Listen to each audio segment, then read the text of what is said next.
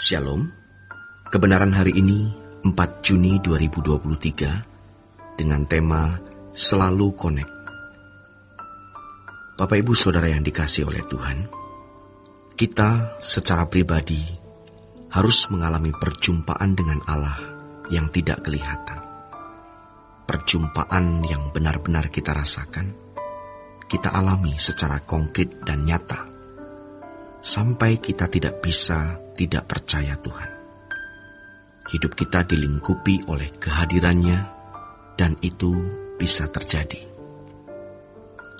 Sebab dalam doa Bapa kami, Tuhan Yesus mengajarkan kita kalimat, "Datanglah kerajaan-Mu." Kita harus bertumbuh dewasa terus, sampai kita benar-benar menghadirkan kerajaan Allah di dalam hidup kita. Penghayatan akan Allah yang hidup dari pengalaman konkret, bukan hanya penghayatan di dalam pikiran.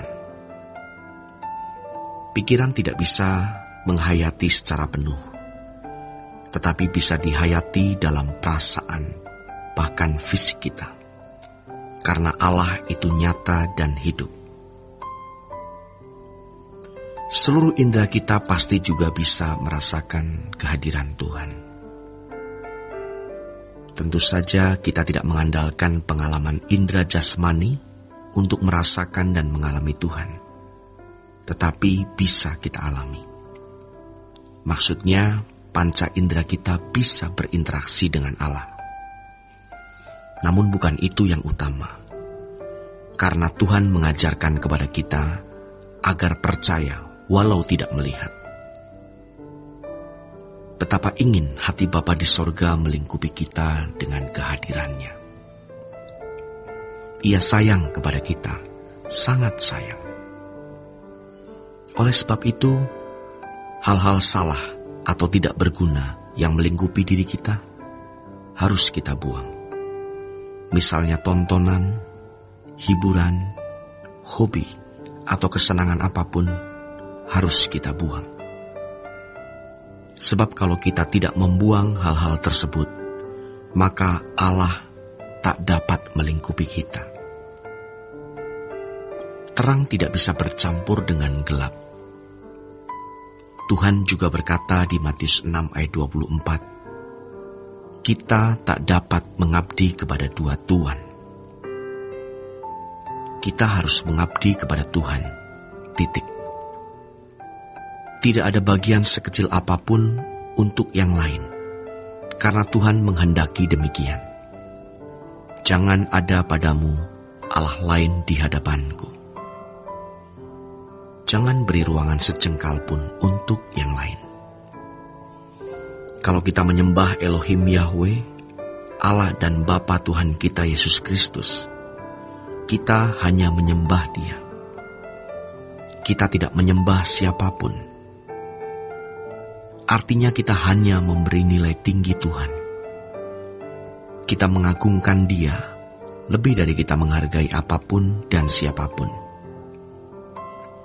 Bahkan penghargaan kita kepada seseorang atau sesuatu itu pun karena Tuhan.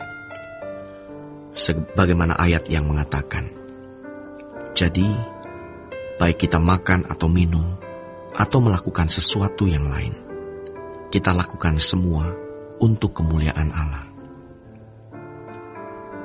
Saudara yang terkasih, Bapa ingin kehadirannya kita rasakan, sungguh. Bapa ingin kita berjalan bersamanya. Bukan hanya pada waktu kita di gereja, atau pada waktu berdoa kita tercengkrami oleh kehadirannya, tetapi di setiap waktu, dimanapun kita berada.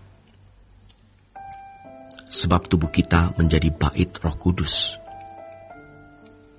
Kalau tubuh kita adalah bait Roh Kudus, maka ada ruang Maha Kudus di dalamnya. Artinya ada perjumpaan antara kita dengan Allah secara terus-menerus. Kalau dulu kita tidak sungguh-sungguh, ada wilayah-wilayah blank spot, tidak ada sinyal, tidak tersambung, tidak ada connecting. Tetapi sekarang tidak boleh ada lagi area blank spot. Dimanapun kita berada, kita selalu connect dengan Tuhan. Sebab Tuhan sendiri yang berjanji, "Aku menyertai kamu senantiasa." Tidak ada tempat di mana Allah tidak hadir, dan tidak ada tempat atau waktu di mana Allah tidak menyertai kita. Ia selalu menyertai kita. Karenanya ia disebut sebagai Immanuel. Orang yang bersama dengan Allah senantiasa setiap waktu adalah orang-orang yang layak masuk kerajaan sorga. Orang yang setengah-setengah, yang muncul tenggelam, orang yang tidak tetap tinggal di dalam Tuhan, tidak mungkin dilayakkan Tuhan tinggal bersama dengan Dia. Apalagi mereka yang tidak hidup di hadirat Allah. Setelah meninggal dunia, mereka baru tahu betapa pentingnya, betapa berharganya berjalan bersama Tuhan, betapa bernilainya hidup di hadirat Allah.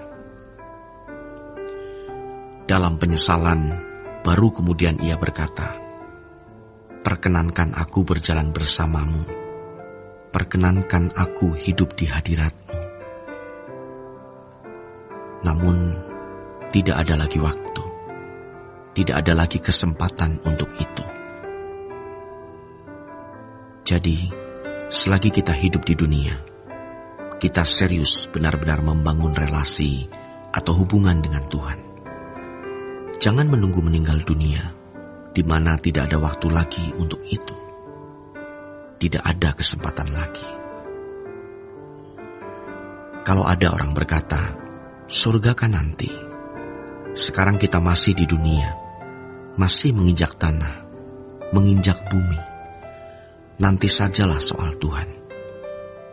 Ini adalah orang-orang yang tidak menghargai Tuhan. Waktu di dunia suka-suka sendiri menikmati dunia. Setelah mati, mau masuk surga. Orang licik. Saudara yang terkasih, bagi orang Kristen, berlaku firman, "Kamu sudah mati, dan hidupmu tersembunyi bersama dengan Kristus di dalam Allah." Kolose pasal 3 ayat ketiga. Artinya, tidak ada lagi yang kita ingini, jikalau hal itu tidak diingini oleh Kristus. Apa yang diinginkan Tuhan Yesus, itulah yang kita ingini. Persoalannya, bagaimana kita tahu bahwa itu diingini oleh Tuhan Yesus? Tentu Roh Kudus yang pimpin kita. Maka kita tidak boleh mengingini apa yang Tuhan Yesus tidak ingini. Hanya dengan demikian, kita bisa serupa dengan Tuhan Yesus dan menyenangkan hati Tuhan. Demikian renungan pada hari ini. Tuhan Yesus memberkati.